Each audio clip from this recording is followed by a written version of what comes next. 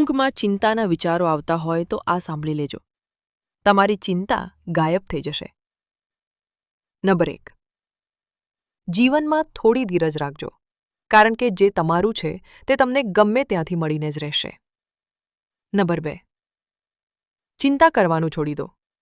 તમે કહેશો કે ચિંતા મનમાંથી જતી જ નથી, તો પહેલાં ચિંતાને સમજી લો. ચિંતા એટલે ગેરમાર્ગે ચડેલી કલ્પના શક્તિ.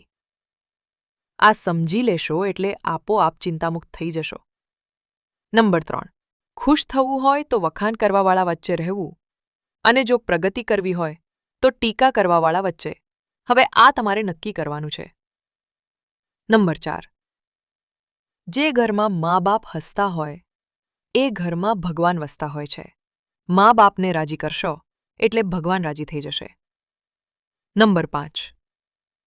યાદ રાખજો કે નિષ્ફળતા મળે તો હિંમત રાખવી, અને સફળતા મળે તો વિનમ્રતા રાખવી.